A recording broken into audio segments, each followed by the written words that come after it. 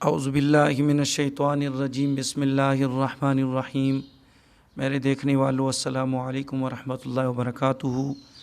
دیکھنے والوں، آج آپ کے سامنے ایک حدیث مبارکہ صحیح مسلم شریف کی روایت وہ بیان کرنا چاہتا ہوں۔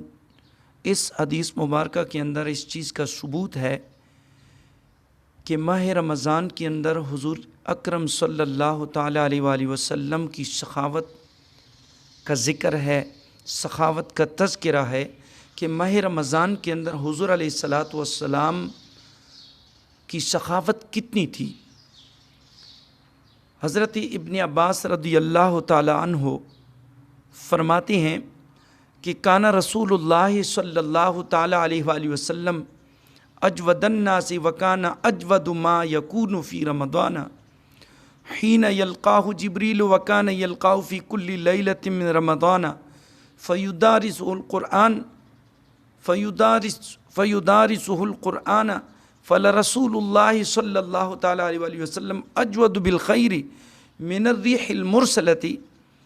رسول اللہ صلی اللہ تعالیٰ علیہ وآلہ وسلم بلائی کے کاموں میں سب سے زیادہ سخاوت کرنے والے تھے، اچھے کاموں میں سب سے زیادہ سخاوت کرنے والے تھے، اور آپ کی سب سے زیادہ سخاوت جو تھی وہ ماہ رمضان کے مہینے میں ہوتی تھی۔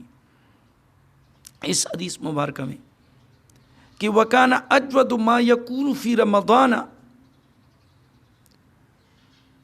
آپ صلی اللہ علیہ وسلم کی سب سے زیادہ سخاوت رمضان کے مہینے میں ہوتی تھی، اور آپ رمضان کی ہر رات جبریل علیہ السلام سے ملتے تو ان کے ساتھ قرآن مجید کا دور بھی فرماتے۔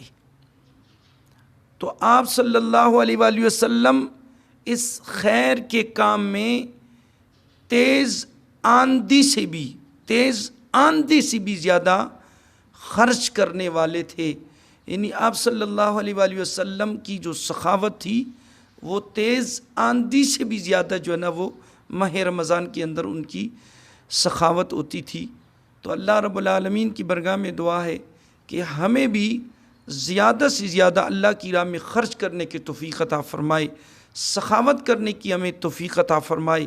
وآخر دعوانا ان الحمد للہ رب العالمین۔